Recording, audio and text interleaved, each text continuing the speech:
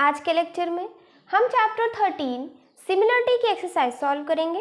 Exercise 13 का हमें 9th question से स्टार्ट करना है। 8 क्वेश्चन तक कर चुके हैं।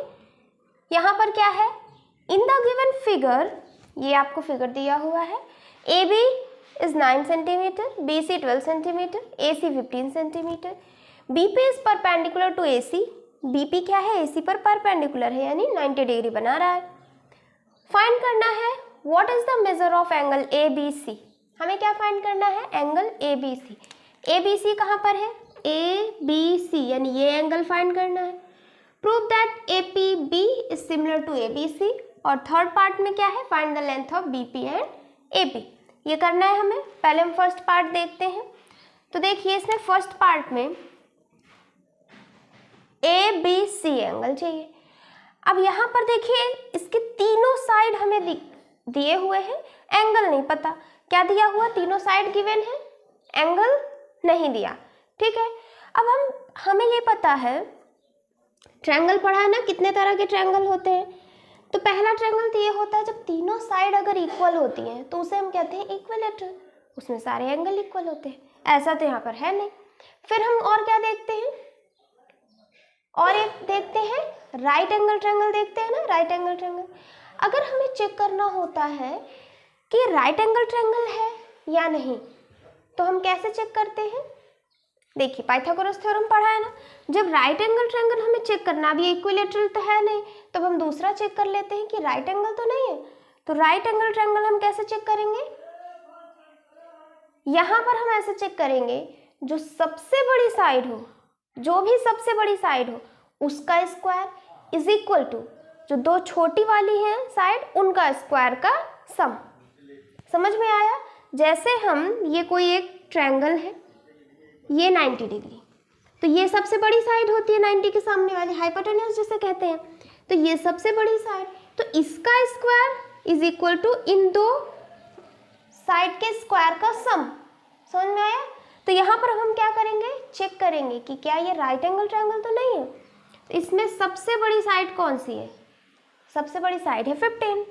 तो यहाँ पर हमें देखना है कि 15 का स्क्वायर इज इक्वल टू 9 का स्क्वायर प्लस 12 का स्क्वायर आ रहा है।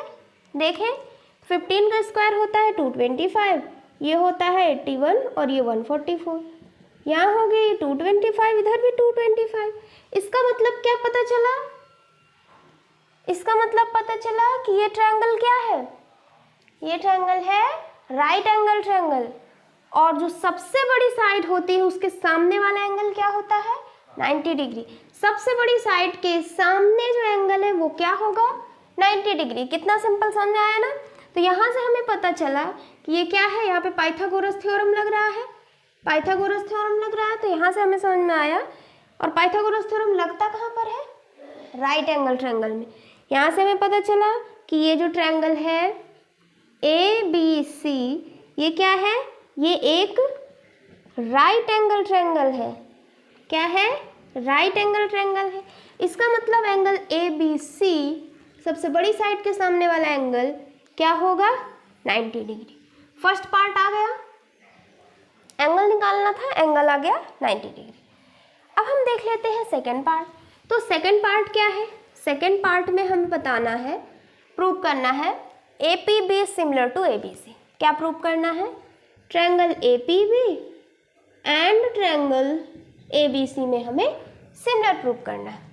ए पी बी रहा और ए बी सी रहा। ठीक है, सबसे पहले तो हमें दिख रहा है कि ये 90 डिग्री और इसमें भी 90 डिग्री। ये वाले ट्रायंगल में ए पी बी क्या है, 90 डिग्री, और ए बी सी एंगल भी क्या है, ये भी क्या है हमारा 90 डिग्री है। तो पहला चीज़ तो हमें मिल गया। याद है कैसे दिखाते हैं सिमिलरिटी, ऐसे दिखा लीजिए, या एंगल से, या एस से। अब एक एंगल तो मिल गया, अब दूसरा एंगल भी दिखा ले जाए तो यहाँ से ए से हम सिमिलर प्रूव कर सकते हैं। अब ध्यान से देखिए, ये 90 तो दिख गया, और दोनों में एक कॉमन क्या है, तो एक कॉमन ये एंगल देखिए, एंगल ए पी बी में भी आएगा और ए बी सी में भी आएगा एंगल ए। समझ में आया। तो यहाँ से क्या हुआ, एंगल ए क्या है कॉमन है दोनों में। और यहाँ से हमें पता चला कि APB is similar to ABC by AA। ये हो गया, समझ में आया। और सबसे बड़ी बात ये है कि आपको लिखना आना चाहिए। APB similar to ABC, APB similar to BAC नहीं कर सकते या CAB नहीं कर सकते, क्या लिखना पड़ेगा? ABC ही। क्यों? बताए हैं ना कैसे लिखते हैं। सबसे पहले कोई भी एक ट्रायंगल लिख दीजिए। लिखने के बाद पहले इधर जो हम लिखेंगे वो अपने मन से कुछ भी लिख सकते, चाहे APB चाहे PAB, जो मन लिख दिए। लिखने के बाद क्या करना है, जो हमने जैसे यहाँ से प्रूव किया उसी हिसाब से लिखना है। जैसे APB एंगल ABC से, यानी angle P is equal to angle B है।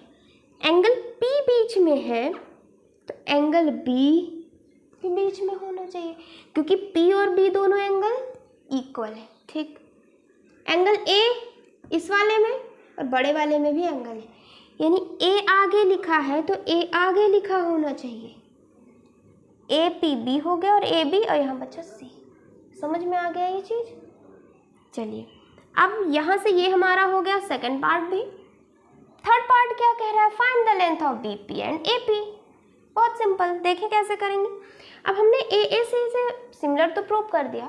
सिमिलर प्रूव करने के बाद क्या आया? अगर ये सिमिलर है तो AP upon AB is equal to PB upon BC,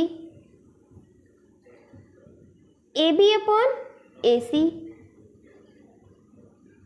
ये हो जाएगा। अब देखते हैं इसमें क्या क्या वैल्यू हमें दी हुई है और क्या निकालना है। तो AP हमें पता है नहीं, AB पता है, हाँ क्या दिखा हुआ है, क्या लिखा है 9। PB नहीं पता और BC हमें पता है 12 दिया हुआ है। AB पता है 9 और AC भी है 15। बहुत सिंपल। यहाँ से आप क्या कर सकते हैं, इन दोनों को लेकर के PB निकाल लेंगे, इन दोनों को लेकर के AP निकाल लेंगे। समझ में आया? यहाँ से निकाल लेंगे, क्या है AP upon 9 is equal to 9/15 लिखा हुआ है। ये उधर चला जाएगा, AP आ जाएगा 9 इंटू 9 अपॉन 15, यानी 81 अपॉन 15 हो गया। इसको हम क्या कर सकते हैं, काट भी सकते हैं ना।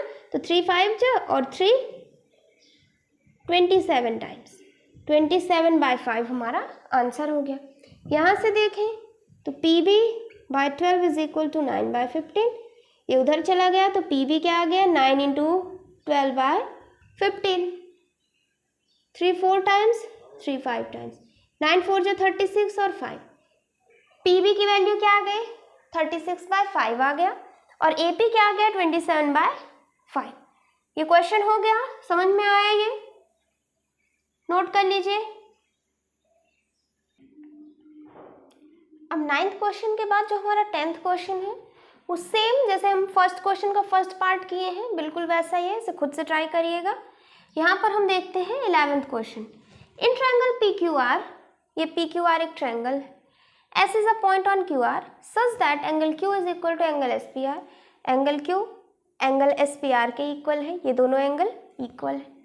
प्रूव करना है, prove that angle triangle PQR is similar to SPR। First part ही पहले देख लेते हैं। यहाँ पर क्या करना है, triangle PQR and triangle SPR। तो PQR ये वाला पूरा बड़ा वाला ट्रायंगल और SPR ये वाला ट्रायंगल हमें देखना है।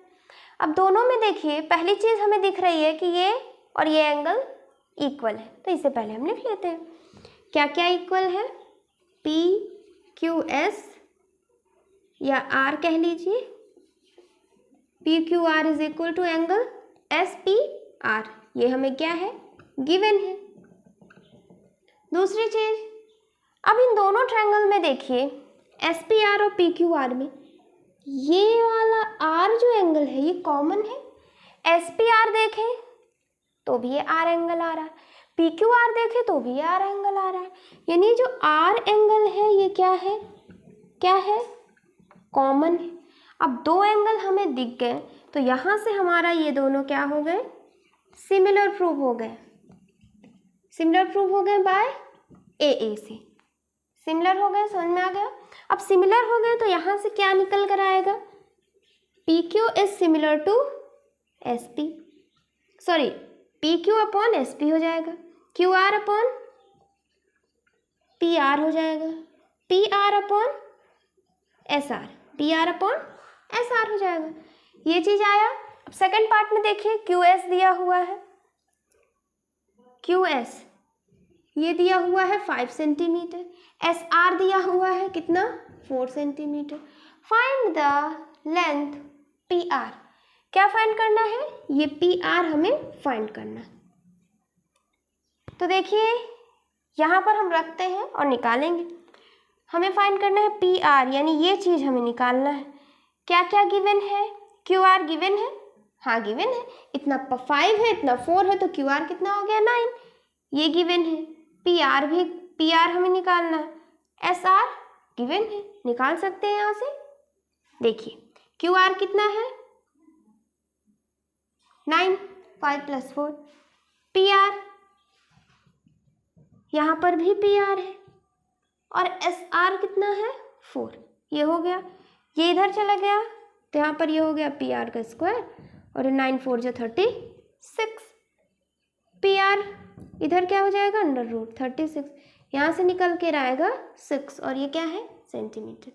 अच्छा, अब यहाँ पर आप ये नहीं सोचेंगे कि अंडर रूट है तो जो वैल्यू आएगी वो प्लस माइनस में होगी, वैल्यू तो प्लस माइनस में होगी, लेकिन यहाँ पर देखिए क्या पी आर कभी भी -6 आ सकता है, नहीं आएगा। कोई लेंथ है वो कभी निगेटिव होगी नहीं, तो ये तो कट ही गया, तो यहाँ से हमारा आंसर क्या आया 6 सेंटीमीटर। इजी था, नोट कर लीजिए। जो क्वेश्चन 12 है वो भी बहुत सिंपल है। वहाँ पर क्या है, एक ट्रायंगल बना हुआ है और ये ऐसे पैरेलल है, तो यहाँ पर क्या लगाएंगे, देखिए पहली चीज़ तो यहाँ ये एंगल कॉमन हो जाएगा, ये वाले और ये बड़े वाले ट्रायंगल को सिमिलर दिखाना है, तो ये बड़े वाले को सिमिलर दिखाना है, पहली चीज़ एंगल कॉमन।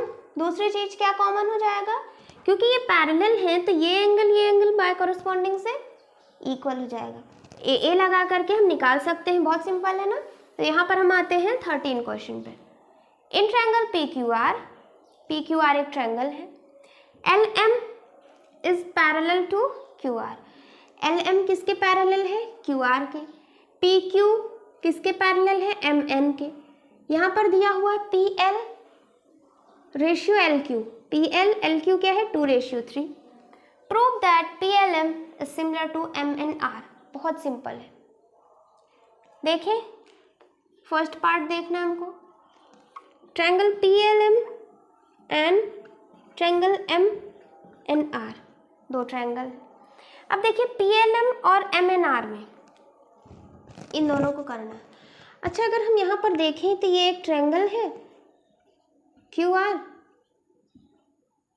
और ये एल एम, एक ट्रायंगल ऐसे देख सकते हैं, दूसरा ट्रायंगल इस तरीके से बनाकर देख सकते हैं। ये क्या है आर क्यू पी और ये है एन, ये है एम, इस तरीके से देखिए। यहाँ पर क्या होगा, अगर ये दोनों पैरेलल हैं तो हमें पता है पी एल एम और पी क्यू आर दोनों क्या हो जाएंगे, सिमिलर हो जाएंगे। समझ में आया ना कैसे सिमिलर हो जाएंगे। यहाँ पर देखें हम तो P L M and P Q R दोनों ट्रायंगल सिमिलर हो जाएंगे। कैसे, पहली चीज यहाँ पे एंगल पी दोनों का कॉमन है, क्या है कॉमन है, कई क्वेश्चन कर चुके हैं ना इस टाइप का, तो यहाँ पे ये कॉमन हो गया, और ये एंगल और ये एंगल भी क्या हो जाएंगे, इक्वल हो जाएंगे बाय करस्पॉन्डिंग से, क्योंकि पैरेलल है तो ये और ये एंगल इक्वल हो जाएंगे। यहाँ पर लिख लेंगे तो P L M is equal to angle P Q R, यहाँ से क्या आया बाय ए से पी एल एम किस ट्रायंगल के कॉन्ग्रुएंट है, पी क्यू आर के। यहाँ से क्या आ रहा है कि P L M is congruent to triangle P Q R. Similar जैसे हमने यहाँ पर किया वैसे यहाँ पर भी कर लीजिए, तो यहाँ पर क्या हो जाएगा M N R is similar to P Q R, क्या आ जाएगा जैसे यहाँ पर किया है तो यहाँ पर ये एंगल कॉमन और ये इक्वल, तो यहाँ से क्या आ जाएगा, यहाँ से आ जाएगा MNR is similar to PQR। आया ये चीज। अब देखिए ये PLM इसके सिमिलर है, ये इसके सिमिलर है, दोनों किसके सिमिलर है, PQR के। तो यहाँ इन दोनों से हम कह सकते हैं कि PLM is similar to MNR। समझ में आया। जैसे हम लिखते हैं 4x is equal to a, ठीक, और हमने लिखा 9y is equal to a। तो आप क्या करते हैं, ये इसके इक्वल, ये इसके इक्वल, यानी इसकी जगह में उठा करके यहाँ 9 ले लिखते हैं, यानी यहाँ हो जाएगा ये सेम। यहाँ पर भी हमने किया है, ये इसके सिमिलर, ये इसके सिमिलर, तो यहाँ से ये क्या हो गया, ये दोनों सिमिलर, और फर्स्ट वाला हमारा हो गया। सेकंड पार्ट में find the ratio of area of PLM और एरिया ऑफ MNR। इन दोनों का क्या चाहिए, रेशियो चाहिए। तो देखिए अभी हमने दिखाया कि ये दोनों क्या है, ये दोनों सिमिलर है। सेकंड पार्ट देखना है तो ये दोनों सिमिलर हैं और ये दोनों सिमिलर, और हमने पढ़ा है कि दो सिमिलर ट्रायंगल के एरिया का रेशियो क्या होता है, दो सिमिलर ट्रायंगल के एरिया का रेशियो होता है उनके किसी भी साइड के स्क्वायर। यानी यहाँ पर हम लिखते हैं PL का स्क्वायर अपॉन MN का स्क्वायर, LM का स्क्वायर अपॉन NR का स्क्वायर, PM का स्क्वायर MR का स्क्वायर। ये चीज हो गया, यहाँ तक आया समझ में। अब देखिए यहाँ पर क्या दिया हुआ है, PL रेशियो LQ 2:3, और यहाँ पर बताए हैं कि अगर दो चीज़ें रेशियो में हैं उनको हमें अलग अलग लिखना है। तो हम कैसे लिखेंगे, जैसे हमें PL की वैल्यू निकालनी है तो हम क्या लिखेंगे, PL के सामने क्या है, 2 है ना, 2 लिख दीजिए। LQ के सामने क्या है, 3 है। फिर क्या करना है, एक कोई भी वेरिएबल x y z कुछ भी दोनों में लगा दीजिए, यानी PL आ गया 2x, LQ आ गया 3x आ गया। तो यहाँ पे हमें PL और LQ पता है, क्या पता है, PL और LQ पता है, ठीक। और यहाँ पर हमें पता है, यहाँ पर देखिए ये 2:3 है और ये पैरेलल है। तो बेसिक प्रोपोर्शनैलिटी थ्योरम से हमें पता है अगर यहाँ पे ये और ये दोनों पैरेलल होते हैं तो PL अपॉन LQ किसके इक्वल होता है, PM अपॉन MR के। ये हमने फर्स्ट लेक्चर में देखा है, बेसिक प्रोपोर्शनैलिटी थ्योरम। समझ में आया। यहाँ से क्या आ गया, PL upon LQ is equal to PM upon MR, ये हो जाएगा, यानी PM अपॉन MR क्या हो गया, 2/3। समझ में आ रहा है ना। यहाँ पर क्या हो जाएगा, यहाँ से PM भी आ जाएगा इसके इक्वल, यानी 2x, MR क्या आ जाएगा, 3x आ जाएगा। ये चीज़ समझ में आ गया, बस उठा करके यहाँ रखना है। PM हमें पता है 2x, यहाँ पर रखेंगे तो 2x का स्क्वायर। MR पता है क्या है, 3x स्क्वायर रखिए। यहाँ पे आएगा 4x स्क्वायर, यहाँ पे आएगा 9x स्क्वायर, दोनों कैंसिल, 4/9, यानी फर्स्ट वाले का क्या आएगा, 4:9 हो जाएगा हमारा आंसर। नोट करिए, फिर हम सेकंड पार्ट देखें। अब हम देखते हैं find the ratio of area of, क्या लिखा हुआ है, area of triangle PLM upon area of triangle PQR। तो देखिए PLM और PQR अभी हमने दिखाया कि दोनों क्या है, सिमिलर हैं बाय AA से सिमिलर है, ठीक है। अब सिमिलर है, अच्छा समझ में आ रहा है ना। यहाँ पर जो फर्स्ट लेक्चर से पढ़ रहा है उसको समझ में आ रहा होगा। यहाँ पर क्या हो जाएगा, अगर दो सिमिलर ट्रायंगल के एरिया का रेशियो फाइंड करना है तो इनके किसी भी साइड का स्क्वायर देखते हैं, जैसे PL का स्क्वायर, यहाँ PQ का स्क्वायर, पहले दो, लास्ट वाले दोनों, फिर PM और PR, ये हो गया। यहाँ से फाइंड करेंगे, देखें इसमें से हमें क्या क्या चीज़ें पता है। PL पता है और PQ नहीं पता, तो निकाल सकते हैं। कैसे, PL पता है कितना है, PL है 2x, LQ कितना है 3x, PQ कितना हो जाएगा PL प्लस LQ यानी 2 + 3 5x हो जाएगा। हो गया, रखेंगे यहाँ पर तो 3x का स्क्वायर, PQ क्या है 5x स्क्वायर, ये हो गया 9x स्क्वायर, ये हो गया 25x स्क्वायर। यहाँ से ये कैंसिल, 9:25 आ गया आंसर। यहाँ पे क्या आ गया 9:25। अब सी वाला क्वेश्चन देखें, यहाँ पर क्या है एरिया ऑफ MNR और ratio area of PQR। MNR और PQR का यहाँ पर हमने दिखाया, यहाँ से क्या आया, क्या लिखा हुआ है MNR का रेशियो अपॉन PQR का रेशियो। एरिया का रेशियो है और दोनों सिमिलर हैं, तो यहाँ से क्या होगा MNR का स्क्वायर अपॉन PQR का स्क्वायर, फिर यहाँ पे NR का स्क्वायर अपॉन QR का स्क्वायर, यहाँ हो जाएगा MR का स्क्वायर अपॉन PR का स्क्वायर। ये हो गया। अब यहाँ से देखते हैं क्या क्या चीज़ें पता है। MN पता है हमें, MN नहीं, यहाँ पर देखें NR पता है, NR तो ये भी नहीं, MR कहाँ पर है, MR पता है और PR भी पता है हमें। यहाँ से देखें MR कितना हो जाएगा, MR हो जाएगा 3x। PR निकाल सकते हैं, PR क्या हो जाएगा PM प्लस MR, ये है 2 ये है 3, 3 + 2 5 यानी 5x का स्क्वायर, ये आ जाएगा 9x स्क्वायर 25x स्क्वायर। यहाँ से आ गया 9:25। थर्ड वाला भी आ गया हमारा। क्वेश्चन समझ में आ रहा है ना, नोट कर लीजिए। यहाँ से हमारा 13 क्वेश्चन कंप्लीट हो गया। अब नेक्स्ट लेक्चर में हम 14 क्वेश्चन से स्टार्ट करेंगे। Thank you for watching this lecture.